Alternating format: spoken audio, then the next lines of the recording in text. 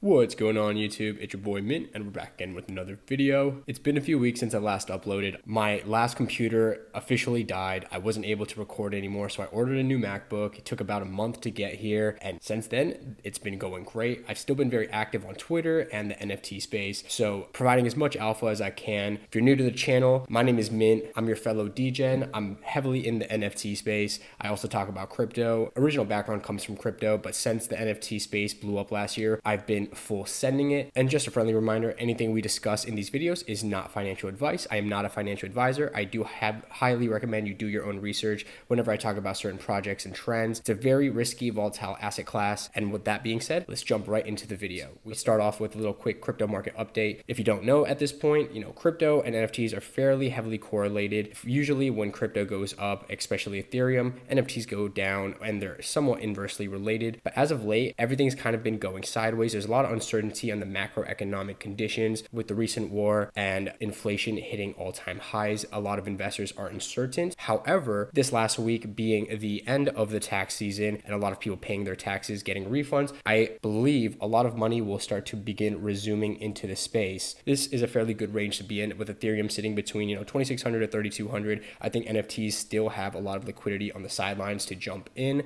and that can definitely be seen by looking at the volume. Can't really see it here, but there was a huge spike on the daily volume, and that was primarily due to the Moonbirds NFT launch. But other than that, you can see at the monthly levels, we're still kind of at our lows in that sideways action. It's a lot better than where we were mid-year last year. Moving forward, everything looks good with all the new updates coming into the space, Coinbase NFT launch, a lot of other partners joining, and big companies entering the space. I still see a lot of potential for a bull run around the corner. But until then, while we're going sideways, there's still a lot of money to be made with differing opportunities, but you definitely have to be smarter about those opportunities. You shouldn't be just degenning into every NFT you see. With limited liquidity in the field, definitely be cautious during these uncertain times. But once again, there's always opportunities to make money. And today, I really just want to talk about identifying trends, some projects that I'm going in on right now, where I kind of see the NFT space going in the coming weeks. So let's start with Moonbirds. If you don't know what Moonbirds are at this point, you might be living under a rock. This is the PFP project created by Proof Collective. And if you don't know what Proof Collective is, you can come over here. They're essentially a high-end alpha group, VC, tech-related firm. I didn't do too much research on them, but I do know that they've been established in the space for some time, especially demanding a 108 Ethereum floor price for their NFTs. It's simply just an alpha pass, but they have some big connections in the space, and they just launched Moonbirds, and this project went ballistic. They had a raffle for about 2.5 Ethereum, and upon launch, these guys went crazy. They climbed up to about 8 Ethereum within the first day. They did about 200 million in sales on that first day as well, and then since then, it's only been going up. A lot of people were kind of uncertain, but this is where generational wealth is made. I wasn't a big fan of the PFPs, but as the price goes up, your attitude towards the NFTs change as well. I'm starting to like it a little bit. Do I think it'll sustain this level? Potentially, because how much volume has come into this project alone begs the question, is this just a pump and dump, or are people here to stay? There was a lot of liquidity, especially with $200 million on the sidelines waiting to enter. I think a lot of people that got in early will be selling out, and those that are buying higher will be willing to hold. I think there's a lot of diamond hands, and I think in the coming days, this project can continue going up. And so when it comes to identifying trends, you want to see where is the money flowing. Previously, Azuki had that crazy run up to a 30 Ethereum floor, and all of those Azuki related anime projects were going ballistic. If you followed me on Twitter, I was calling out projects left and right, and a lot of them did 5, 10, even 15 X's right off the floor. And since then, they've all corrected upwards of 50 to 90%. We're in a trend right now where it's not the best to buy and hold, and a lot of these projects are never going to be blue chip contenders. They're going to be pump and dumps. You want to catch the trend, buy in early while the trend is kind of beginning, and then ride the wave and then sell as soon as you are comfortable with your profit targets. Don't hold these projects, especially when you're trying to find the next project that will pump due to the trend. So with Moonbirds, I still think there's a lot of potential. They have a huge following, a lot of hype been going around them, and everyone seems to want a piece of the action. One thing you can go on is just doing a little bit of research on Proof Collective altogether. They have another collection that they worked with, which is Emotes By Heart You. And if you come over here, if you knew the trend and saw the hype behind Moonbirds, you would know that Emotes By Heart You, which is also a project under the Proof Collective and Heart You community, is a potential run-up. This was about 0.2 to 0.3 when when Moonbirds first launched. I notified a lot of my friends about, hey, this could be a potential swing up, and it actually climbed all the way to 2 Ethereum within the coming days, slowly retracing. I still think if Moonbirds has another leg up, if it goes to 20, 30, maybe 40 ETH, possible. I don't know how likely, but I wouldn't be that surprised. I can see another leg up for a lot of these sister projects like Emotes By Heart You. But with that being said, finding other projects that kind of fall in that narrative, it's really hard to kind of uncover what are you exactly looking for. So Moonbirds is the classic PFP pixelated project. I'm just looking at classic PFP pixelated projects. So, Cryptodes by Gremplin. This one was a big project. It went all the way to 14 Ethereum when it first launched, and since then it's kind of just died right back down. They don't have a lot of added utility, but it's just kind of like OG collection. And I saw the price when Moonbirds first came out, and this was in the high twos, and now they're sitting at about 3.55. Once again, they can still climb up if Moonbirds continues to go up. I don't know how much more, but this is definitely a potential project, and not everyone has 3.5 ETH to just throw at a PFP project. So other projects that are similar to this are like Kaiju Kings, Cyberkongs, both a little bit more expensive. But if you look at the macro trend, pixelated PFP projects are kind of the meta right now. So one project that I came across is the Unemployable. This is a project founded by able.com, which is a company that creates software and technology for essentially freelancers, or aka the Unemployables. And similarly, this is a fairly new project, small Twitter, still coming up, and not as much engagement, but this gives you the opportunity to be early. Coming over to their OpenSea, you can see they're sitting at about 0.155. Simple project, just pixelated PFP projects of these people. And going into their website, you can kind of learn a little bit more about this project. And I really liked what they're trying to do here. It's very clean, very simple layout. They give you a little bit of background of the story of who they are as a company for able.com, and then what they're trying to do with this project. And they are also going to add some benefits and utility to their NFT community, including monthly grants to people starting new projects, industry specific gear, subscriptions to products like Figma, Adobe Cloud, Shopify, etc. And they have a clean docs team. They have a background of the artist, and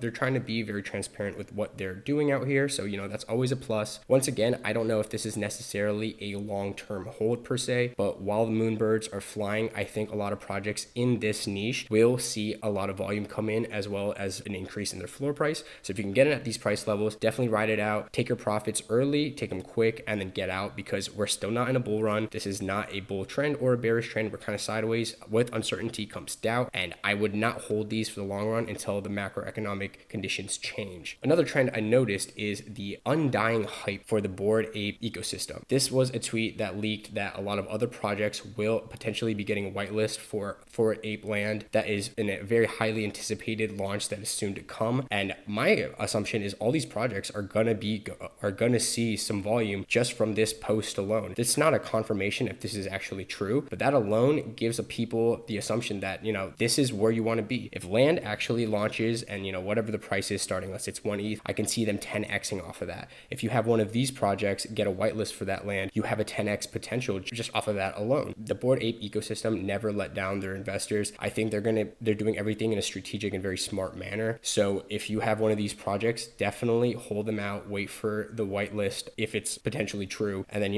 ride out what you can do. That being said, with Land and Bored Apes taking a killing, I noticed that the Mutant Ape Yacht Club also had a lot of volume coming in, shooting up the price from 22 Ethereum all the way to 30. And I still love this project. It's great artwork, and I think for as long as Bored Ape is the center of attention and they're doing what they're doing, these projects going to go up. I agree that this is kind of out of a lot of people's price range, and at this point the Bored Ape Kennel Club, or the third collection, is also a lot of people out of people's price ranges at 8 ETH. So how do people enter the ecosystem without buying any of these NFTs that are very expensive? You buy Apecoin. Apecoin has been seeing a lot of growth recently. They hit their weekly lows at around about $10-11, and then they shot up all of a sudden as all the Bored Ape collections were going up, and you can kind of just see the growth that they've been experiencing. I can see Ape continuing to go up as long as the mutants and the Bored Apes are going up. Ape's probably going to follow as well, and a lot of speculation is going on behind that. The Bored Ape land sale is going to be paid in Apecoin, so that's another reason to buy it. Really, at this moment,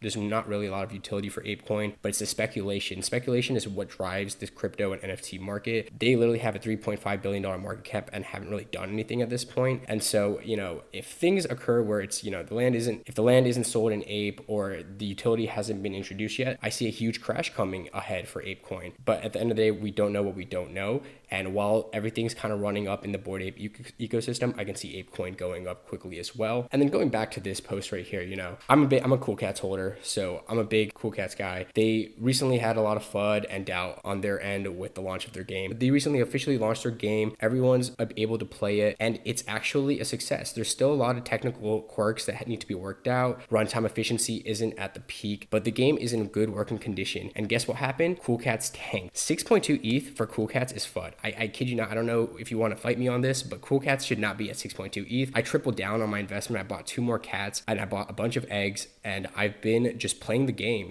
Every Cool Cat you hold will get 1,000 milk daily, and every pet you hold, you can do up to 10 quests by playing the game. That can average out about 500 to 1,500 milk a day, and in current prices, which is around 2 cents per milk token, you're able to make almost 30, 50, up to 100, $150 a day with just one pet and one cat, or just one pet alone. You can make about $50 a day, and that's purely passive income. The game is very simple to play. It's point and click. You don't do much. You just let the game load. And I think once people start catching on that there's actually a lot of money to be made just by playing the game, the price will increase for both these collections. Cool Pets should not be this low either. Like at 1.24, this is FUD in my eyes. I bought a bunch of these, and just purely just to play the game, max out all of the quests on my pets. And then when the inevitable hype does come back around, I think cats and the pets will explode. Doodles had their run up. Azuki had their run up. Clone X had their run up. What blue chip is left to run up? None other than the Cool Cats. I see no other project that has been in the NFT space for so long, that has established an OG fan base and has so many people behind it. These price levels are FUD. And I strongly believe that both of these will run up in the next couple of days,